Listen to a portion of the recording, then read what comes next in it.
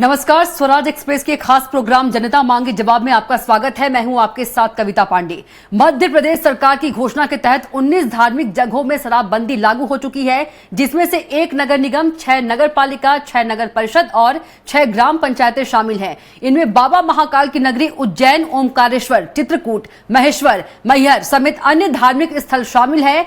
अब इस पर सियासत शुरू हो गई है, जिसे लेकर कांग्रेस ने बीजेपी पर जमकर निशाना साधा। तो बीजेपी ने कांग्रेस पर कटाक्ष किया है। इस पर हमारी खास रिपोर्ट देखिए, फिर आगे इसी पर चर्चा करेंगे।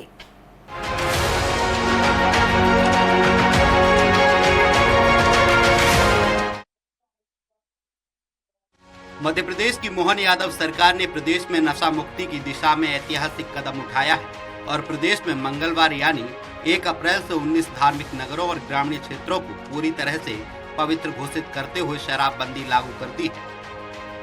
उज्जैन, ओमकारेश्वर, माहेश्वर, मंडलेश्वर, ओरछा, मैहर, चित्रकूट, दतिया, पन्ना, मंडला, मुलताई, मंदसौर और अमरकंटक, सलकनपुर, कुंडलपुर, बांदकपुर, बरमान कला, बरमान खुर्द में शराब पर पाबंदी। वहीं लिंगा की ग्राम पंचायत सीमा में सभी शराब दुकानों और बार को बंद कर दिया गया है। इस नीति के तहत महाकाल की नगरी उज्जैन सहित कई नगर पालिका और ग्राम पंचायतों में शराब की बिक्री पर रोक लगाई गई है। सरकार का यह कदम धार्मिक स्थलों की पवित्रता बनाए रखने और शराब के दुष्प्रभावों को कम करने की दिशा में उठाया गया। राज्य में धार्मिक स्थानों में शराबबंदी लागू होने के बाद प्रदेश सरकार के फैसले पर सियासत का दौर भी शुरू हो गया। इस पर कांग्रेस ने बीजेपी पर निशाना साधते हुए कहा कि ब्लैक की शराब बेचने वाले भाजपा नेता है, इसके पहले उन पर कार्रवाई होनी चाहिए। साथ ही बीजेपी पर सवाल उठाते हुए कहा कि इसके पहले भी शराबबंदी करने की बात कही गई थी और उनके क्या परिणाम निकले। सिर्फ घोषणाएं करने से कुछ नहीं होता। अगर शराबबंदी लागू करनी है तो पूरे प्रदेश में शराबबंदी को लागू किया जाना चाहिए। देखिए, प्रदेश में शराबबंदी के नाम पर एक बार फिर जनता को भ्रमित करने का काम मोहन यादव जी की सरकार कर रही है। 17 शहरों में जहां शराबबंदी कर रहे हैं उन शहरों से आप थोड़ा सा बाहर जाएंगे, आपको शराब मिल जाएगी। काला बाजारी को बढ़ावा दे रहे हैं, ब्लैक में शराब बंटवाने का काम शुरू कर रहे हैं। मतलब सिर्फ और सिर्फ शराब माफिया जो होता है उसको बढ़ावा देने के लिए मोहन यादव जी ये काम कर रही है। वहीं बीजेपी ने सरकार के इस फैसले की सराहना की है और कांग्रेस पर कटाक्ष करते हुए कहा कि कांग्रेस शराब घर घर पहुंचाना चाहती थी, लेकिन प्रदेश पूर्ण शराबबंदी की ओर बढ़ रहा है। मध्य प्रदेश में डॉक्टर मोहन यादव जी की भारतीय जनता पार्टी सरकार ने दृढ़ इच्छा शक्ति के साथ प्रदेश में 19 धार्मिक नगरों में शराबबंदी लागू कर दी है। मध्य प्रदेश नशा मुक्ति की तरफ आगे बढ़ रहा है। दरअसल धार्मिक स्थलों में शराबबंदी करने का फैसला प्रदेश में मोहन यादव की कैबिनेट बैठक में लिया गया था, जिसके बाद मध्य प्रदेश में 1 अप्रैल 2025 से नई आबकारी नीति लागू हो गई है। इस नीति के तहत प्रदेश के 19 धार्मिक महत्व वाले जगहों पर शराब की बिक्री पर पूर्णतः प्रतिबंध लगा दिया गया है। यानी इन क्षेत्रों में शराब की दुकानें बंद कर दी गई और नई नीति के मुताबिक यहाँ न तो शराब दुकानों के लिए लाइसेंस जारी किए जाएंगे और न ही उनके संचालन की अनुमति दी जाएगी। भोपाल से कुमार संदीप की रिपोर्ट, स्वराज एक्सप्रेस। तो रिपोर्ट देखिए आपने और इसी पर अब चर्चा करेंगे। बीजेपी प्रवक्ता शिवम शुक्ला हमारे साथ मौजूद हैं, कांग्रेस प्रवक्ता आनंद जैन, कासलीवाल जी हमारे साथ मौजूद हैं और वरिष्ठ पत्रकार के.एस. साइनी जी हमारे साथ मौजूद हैं। आप तीनों का चर्चा में बहुत ही स्वागत है। सबसे पहले कांग्रेस प्रवक्ता आनंद जैन कासलीवाल के पास चलेंगे।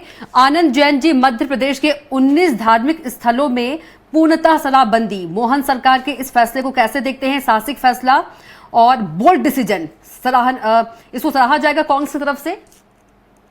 बधाई देती है Congress? Bold decision, bold decision कहाँ है? ये तो वोटों की राजनीति के लिए सिर्फ धार्मिक स्थलों पे शराबबंदी की गई है। यहाँ क्या नॉनवेज नहीं मिलेगा? मीट की दुकानें चालू नहीं रहेगी? अगर आपको प्रतिबंधित करना था तो क्या पूरे प्रदेश में जो धार्मिक स्थान है उनके लिए आपने क्यों नहीं सोचा? तो कोई भी काम धीरे धीरे होता है ना कासलीवाल जी? आप नहीं, धीरे क्यों होता है? आप करिए ना। अगर बोल्ड डिसीजन अगर आप बोलते हैं तो प्रदेश में नशाबंदी करिए ना, आप उसको बोल्ड डिसीजन कहते हैं। आप सिर्फ धार्मिक नगरी की नोटंकी पे और उसके बाद आपने शराब पे उतने पैसे बढ़ा दिए, उसकी रिकवरी उससे कर ली, छोटे छोटे आप बार खोलने की परमिशन दे रहे हैं, तो आप कर क्या रहे हैं? अगर आपको करना भी है तो पूरे प्रदेश में नशाबंदी कीजिए ना। आप धार्मिक स्थानों का नाम लेके क्यों नोटंकी करना चाहते हैं? तो पहला कदम है ना शराबबंदी के लिए, पहला कदम है अभी। नहीं, पहला क्यों? सरकार आपकी है, मेजोरिटी में 20 साल से आप हैं। पहला कदम और आखिरी कदम क्या होता है? गलत तो गलत है, आप उसको पूरा नशाबंदी कीजिए, कांग्रेस उसका समर्थन करेगी। पर आप धार्मिक स्थानों का नाम लेकर, धार्मिक धर्म के नाम पे आप हमेशा नौटंकी जो करते हैं। अभी इंदौर में पुष्पगीत भार्गव ने मीट की दुकानें बंद करने की बात कही ईद पे और अभी नवरात्रि पे, तो शराबबंदी क्यों नहीं करी? तो ये हर जगह तो आप भारतीय जनता पार्टी नौटंकी कर रही है कि मीट की दुकानें बंद होना चाहिए और शराब की खुलना चाहिए। क्यों नवरात्रि में शराब माननी है क्या? आज उज्जैन में काल भैरव पे जो परंपरा सालों से चली आ रही है, अनादि काल से चली आ रही है, उसके बारे में भारतीय जनता पार्टी सरकार का क्या स्टैंड है? उसकी व्यवस्था की जाएगी कुछ ना? भी डिसीजन लेते हैं नहीं, क्यों की जाएगी? अगर आपको बंद करनी है तो आप बंद कीजिए, उसकी आप गली निकालेंगे धर्म के नाम पे। तो ये जो दोहरा चरित्र है भारतीय जनता पार्टी का, ये बिल्कुल सही नहीं है। अगर आपको करना है नशाबंदी तो आप पूरे प्रदेश में कीजिए, क्योंकि दूसरे प्रदेशों में भी धार्मिक लोग रहते हैं और धार्मिक मंदिर और आस्था का केंद्र है सभी धर्मों का। ठीक है, शिवम शुक्ला जी हमारे साथ हैं। 19 जी शिवम शुक्ला जी, आनंद जैन कासलीवाल जी कह रहे हैं, कांग्रेस प्रवक्ता है, कि दोहरा चरित्र है ये बीजेपी का, धर्म के नाम पर हमेशा राजनीति करती है। देखिए, सबसे महत्वपूर्ण चीज यह है कविता जी कि भारतीय जनता पार्टी की सरकार जब भी कोई इस प्रकार का दृढ़ निश्चय वाला कदम लेती है जिसके माध्यम से हम सुनिश्चित करते हैं कि जो सनातन आस्था, संस्कृति और इस प्रकार से शराब जैसे विषयों पर एक पूर्ण प्रतिबंध स्थापित करने की दिशा में हम आगे बढ़ पाए, कांग्रेस को वो लगातार कांग्रेस के नेता इसी प्रकार की बातचीत करते हैं। अगर हम कहीं पर बोले कि इस जुर्म को करने के लिए हम सजा का ये प्रावधान करेंगे, तो ये बोलेंगे दूसरे गुनाह होने बंद हो जाएंगे क्या, मीट बंद हो जाएगी क्या? जैसा यहाँ पे बात करें, बाइनरी भी खींचनी है तो कम से कम आप एक प्रकार से जो कहीं पे उस पे मिलती जुलती उसको आप खींचने का प्रयास करिए। आनंद जी, हम बात शराब पे कर रहे हैं, आनंद जी मीट पे चले जा रहे हैं। मीट पर प्रतिबंध लगाने का निर्णय सरकार ने जहां पर उसके जो तय मापदंड है उसके विपरीत में जो जाके कर रहे हैं उस पर तो हम कार्रवाई कर ही रहे हैं, लेकिन इसके साथ ही साथ जो धार्मिक महत्व के शहर हैं वहां पर हम शराब पर प्रतिबंध लगा रहे हैं तो इनको कालाबाजारी की चिंता नजर आ रही है। अरे कालाबाजारी अगर होगी तो आपके ही नेता करते हैं क्या कालाबाजारी? आपको तो बड़ा विश्वास के साथ आप कालाबाजारी के संबंध में बोल रहे हैं। और जो उमंग सिंगार जी बोला करते थे कि मध्य प्रदेश के सबसे बड़े शराब रेत के माफिया दिग्विजय सिंह है, तो आपको बहुत विश्वास है कि कहीं पर अगर हम शराब पर प्रतिबंध लगाएंगे तो आपके नेता वहां पे कालाबाजारी करने पहुंच जाएंगे, माफिया वाले काम करने पहुंच जाएंगे, और इस कारण से आप इस प्रकार की बातें इतने दृढ़ता पूर्वक विश्वास के साथ कह रहे हैं।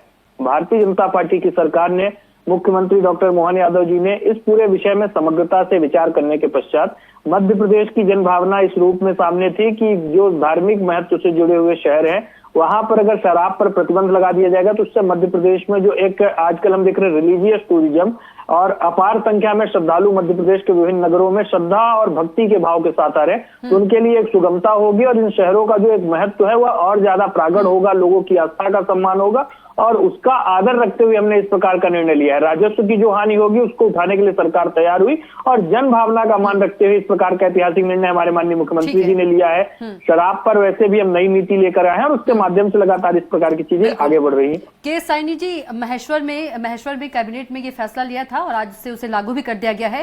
कांग्रेस जो है सपोर्ट नहीं कर रही है, कह रही है कि भ्रमित किया जा रहा है और कालाबाजारी को बढ़ावा दिया जा रहा है और शराब माफिया को भी। क्या सपोर्ट नहीं करना चाहिए विपक्ष को? अगर सरकार कोई अच्छा काम कर रही है तो सत्ता में बैठे हुए लोग। कविता जी, शराबबंदी जो है देश में कोई नई बात नहीं है। आपने देखा होगा बिहार में हुआ है, एग्जाम्पल है हमारे पास आंध्र, क्या रिजल्ट है वहां का। हम तो जो एग्जाम्पल है उससे देख के कंपेयर कर सकते हैं। तो वहां पे जो है कालाबाजारी काफी बड़ा हुआ है। स्प्यूरियस लिकर जो एडल्ट्रेटेड लिकर है या होममेड लिकर है उसका सेल बढ़ जाता है, ब्लैक मार्केटिंग बढ़ जाता है, लोगों को महंगे शराब खरीदना पड़ता है। जो गरीब लोग हैं वो भी जाके, क्योंकि उनको सस्ता चाहिए होता है, वो इतना महंगा नहीं खरीद पाते हैं तो वो नकली शराब खरीदते हैं और कई लोगों की डेथ हुई है इससे। तो ये एक समस्या का हल जो है ये बिल्कुल, मतलब मैं तो नहीं मानती कि ये है हल है, क्योंकि आपको इसमें दो एंगल है, एक तो इकोनॉमिक एंगल है और एक सोशल एंगल है। तो सोशल एंगल में देखिए कि अगर किसी के हेल्थ को नुकसान पहुंचता है तो तंबाकू है, सिगरेट है, इनसे भी नुकसान हो रहा है। आपके पास जो पानी है मिल रहा है वो भी पोल्यूटेड है, एयर पोल्यूशन है, जो पैक्ड फूड आ रहे हैं, पैकेज्ड फूड हैं उसमें भी। तो एक जो हेल्थ इश्यूज अगर अपन रिलेट करेंगे तो कई चीजें हैं जिसमें पे सरकार को देखना चाहिए। उससे ज्यादा नुकसान हो रहा है लोगों का, शराब से जितना नुकसान होता है उससे ज्यादा उससे हो रहा है। तो दूसरा इकोनॉमिक एंगल है, तो हो सकता है कि सरकार दूसरे जगहों से इकोनॉमिक अपना रिलीजियस टूरिज्म बढ़ जाएगा तो मान सकते हैं कि वहां से बैलेंस हो जाएगा। लेकिन जहां तक ये पब्लिक के हेल्थ और पब्लिक में जो डोमेस्टिक वायलेंस होता है, जो एक और कारण दिया जाता है कि शराबबंदी का, कि वहाँ पे लोगों का सेंटिमेंट्स हर्ट होता है, तो मेरा मानना है कि ये एक ही जो रास्ता है, ये सिर्फ इसको दूसरे जो नुकसान होंगे उसको भी बैलेंस करना चाहिए। किस तरह से आप कालाबाजारी बंद करेंगे, किस तरह से आप, क्योंकि जिनकी आदत है वो कहीं ना कहीं से भोपाल से लेने लगेंगे लोग, इंदौर से आने लगेगा, देवास से आने लगेगा, तो जो शहर जहाँ पे बिक्री हो रही है वहां पे आप बढ़ा के उसको बेचोगे तो ये नुकसान दोनों को है। जो शराबबंदी करनी वो आपका उद्देश्य पूरा नहीं होगा, और दूसरे तरफ से जो जनता है उनको महंगी शराब मिलेगी, और जो गरीब है जो नहीं खरीद सकते हैं तो वो नकली शराब खरीदने लगेंगे, उससे भी उनके कई नुकसान जो आपने देखा है, जैसे बिहार में कई बार हुआ है। तो मेरे ख्याल से कि ये एक जो स्टेप है तो इसको तो ये इम्प्लीमेंट करना है तो इसमें बहुत सोच समझ के करना पड़ेगा, किस तरह से इस तरह के जो लूप होल्स है उसको आप कैसे बंद करोगे। ठीक है, आनंद जैन जी।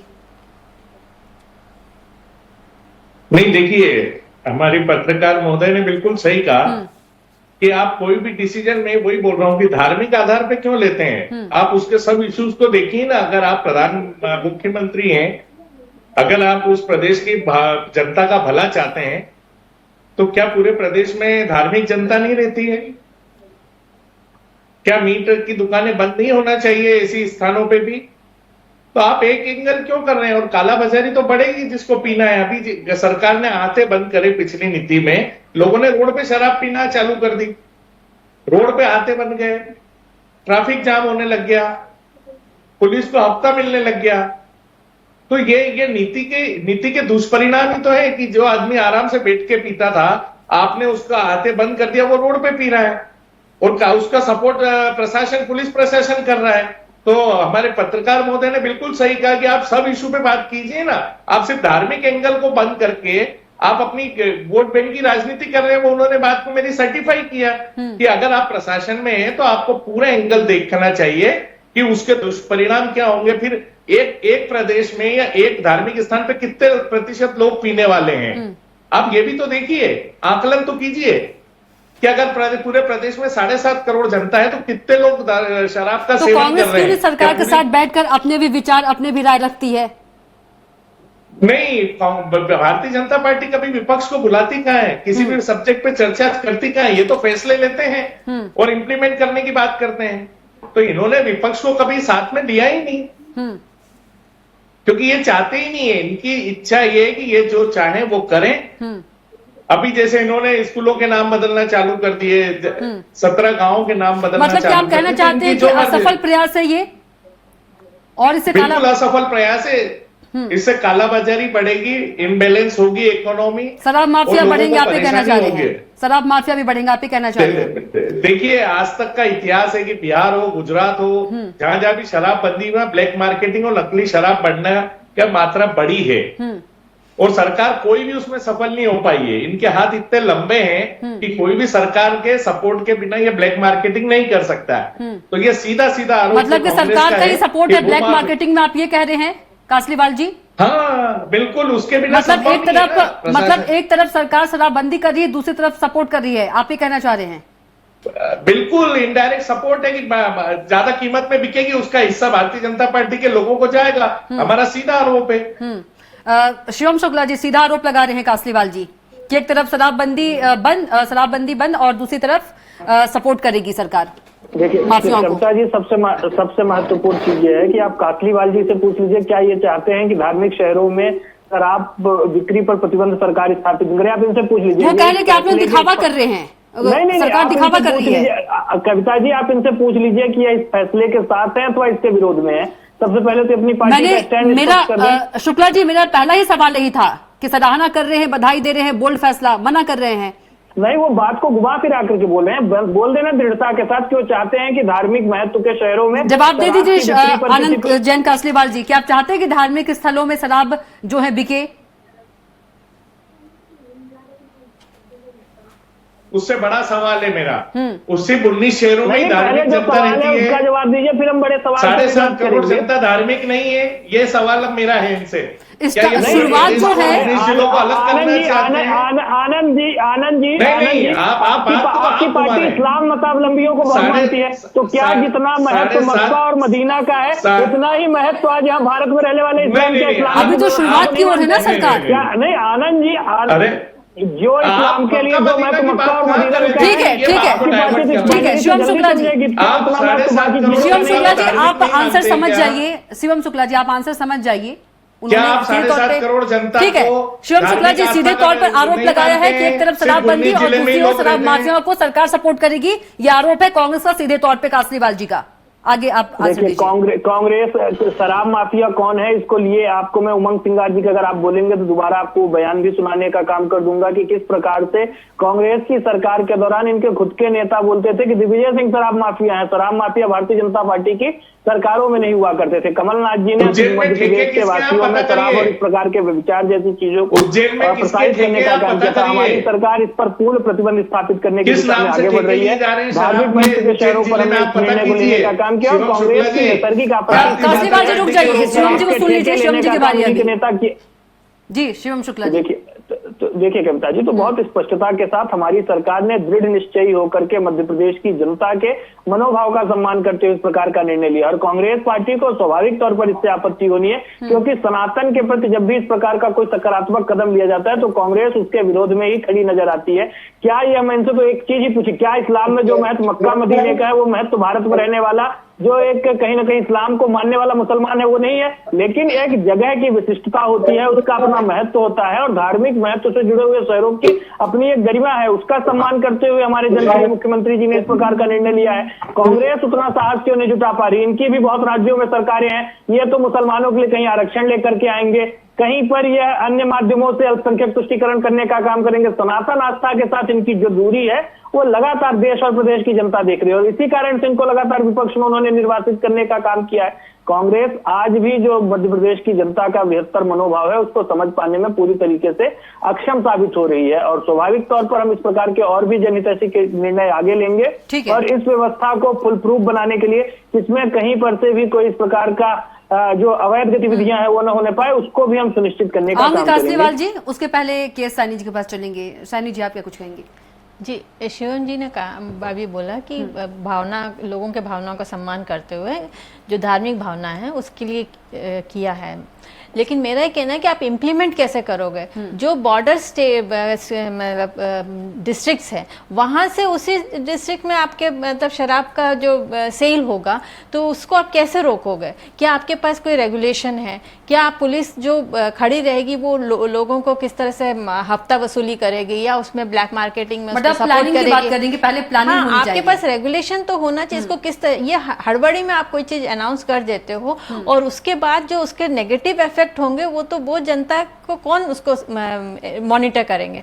ये मेरा कहना है। जो भी जहां पे आप कोई भी पॉलिसी, आपने देखा है कि बिहार में क्या हाल हुआ है, आपको मालूम है आंध्रा में क्या हुआ, गुजरात में किस तरह से सेल बढ़े हैं और उसके जो मध्य प्रदेश में भी आपने कुछ डिस्ट्रिक्ट्स में करने की बात करी है, तो वहां पे जो बॉर्डर डिस्ट्रिक्ट्स है वहां से लोग और रिलीजियस टूरिज्म हम बढ़ा रहे हैं। जब रिलीजियस टूरिज्म बढ़ेगा इसका मतलब है दूसरे स्टेट से और दूसरे डिस्ट्रिक्ट से लोग वहां जा रहे हैं उस डिस्ट्रिक्ट में, तो जब वो एक डिस्ट्रिक्ट से या दूसरे स्टेट से आएंगे तो क्या वो वहां पे शराब नहीं लेके जाएंगे? क्या वो वहां पे आप उनको मॉनिटर करोगे? क्या वहां पे हर किसी का स्कैन होगा? किस तरह से आप इस चीज को रोकोगे? तो ये एक तरह से जो भी स्टेप लेते हैं तो वहां पे मुझे लगता है सरकार को पूरी तरह से प्लानिंग करनी चाहिए, उसका रेगुलेशन होना चाहिए और उसके बाद इस तरह के डिसीजन है, नहीं तो जनता इससे परेशान हो जाएगी। शिवम शुक्ला जी, आपने के सैनी जी को सुना, वरिष्ठ पत्रकार हैं, क्या कुछ आप जवाब देंगे?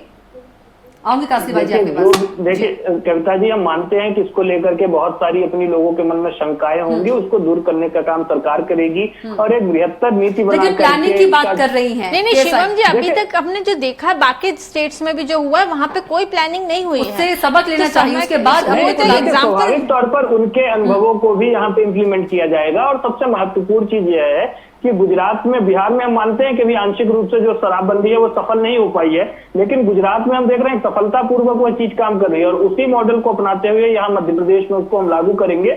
और धार्मिक महत्व के शहरों पर अगर उसकी बिक्री पे आप प्रतिबंध लगा ले तो बहुत हद तक अपने आप में शराब की जो मात्रा है, खपत है, वो कम हो जाती है। और बाकी उसके अलावा अगर कोई आसपास के क्षेत्र से ला सकता है तो उसकी अपनी सीमाएं हैं। अवैध गतिविधियों पर हम पूर्ण प्रतिबंध स्थापित कर देंगे और इसके माध्यम से उस धार्मिक महत्व को हम बरकरार रखने जा रहे हैं और सुनिश्चित करेंगे कि मध्य प्रदेश में जो धार्मिक शहरों की आस्था और उनका एक महत्व लोक आस्था है वो बनी रहे। कासलीवाल जी, आप कुछ कह रहे थे? पता कीजिए कि अभी जितने ठेके हुए हैं, उज्जैन का ठेका किसके नाम से है? सब भारतीय जनता पार्टी के लोगों के नाम से ठेके हैं। रही दूसरी बात, गुजरात की अगर ये बात कर रहे हैं, शिवम जी, कासलीवाल जी को सुन लेते हैं जी। गुजरात की अगर बात कर रहे हैं तो पूरे हिंदुस्तान में सबसे बड़ा आंकड़ा है जहाँ शराब की ब्लैक मार्केटिंग होती है और बिहार में।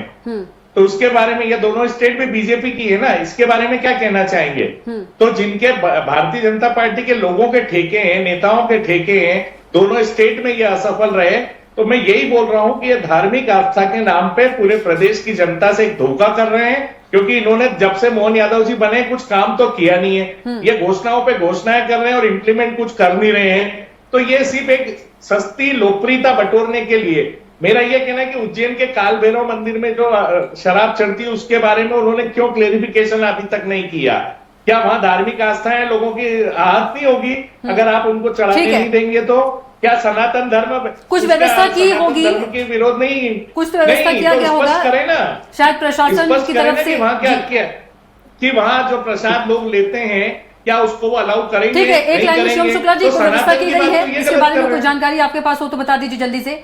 देखिए कविता जी, सबसे महत्वपूर्ण चीज यह है कि लोक आस्था से जुड़े हुए जितने भी प्रश्न हैं, कहीं शास्त्रों में लिखा नहीं है कि काल भैरव को शराब चढ़ाया जाना कोई अनिवार्यता है, और यह एक लोक श्रुति बीते वर्षों में बन गई थी, उससे भी निराकरण पाने की आवश्यकता है। सनातन धर्म में भी लेकिन चढ़ाया जाता है ना शिवम शुक्ला जी?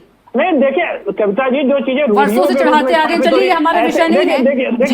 देखिए बहुत सारे लोग तंत्र पूजा को भी करते हैं, बलि को भी स्वीकार्य मानते हैं, लेकिन हम बहुत सारी कुप्रथाओं पर प्रतिबंध तो स्थापित करना होगा। धर्म में जो हमारे एक नकारात्मक ऊर्जा आ गई है उसको भी कहीं ना कहीं पार पाते हुए एक सकारात्मक चीज की ओर आगे बढ़ने का जो प्रयास है। काल भैरव में शराब चढ़ाए जाने का एकमात्र कारण है कि वहां पर आप जाकर के आपके जो एक गलत आदतें हैं उनको समर्पित कर दो। ठीक है, समय का अभाव है, यहीं पर डिबेट को क्लोज करती हूं। में उस चीज का कोई उपयोग ही नहीं है तो वहां पर तो स्वाभाविक तौर पर। ठीक है, के सानी जी कुछ बोलना चाह रही है? के सानी जी, गुटखा और सिगरेट पे आप बैन क्यों नहीं लगाते हो? देखिए उसके लिए भी अपनी एक गाइडलाइन है। पहले ही हमने देखा है कि गुटखे में तंबाकू और जो दूसरा पदार्थ है उसको अलग अलग करने का निर्णय हमारी सरकार ने किया था, और आने वाले वक्त में उस पर भी बहुत स्ट्रिक्ट मॉनिटरिंग के साथ इन तमाम चीजों पर भी एक कठिनाई पूर्वक आज ये तमाम कार्यों को करना हमारी सरकार कर रही है। ठीक है, आप तीनों को बहुत ही धन्यवाद। शिवम शुक्ला जी आपका भी, आनंद जैन कासलीवाल जी आपका भी, और के सानी जी आपका भी। तो शराबबंदी पर सियासत हो रही है। बता दें कि मोहन सरकार ने आज से 19 धार्मिक स्थलों पर शराबबंदी की है, लेकिन विपक्ष जो है लगातार इसका विरोध कर रही है। विपक्ष का कहना है कि जनता को भ्रमित कर रही है, शराब माफियाओं को इससे बढ़ावा मिलेगा और साथ ही अपराध को भी। इसी के साथ जनता मांगे जवाब में इतना ही। आप देखते रहिए स्वराज एक्सप्रेस। नमस्कार।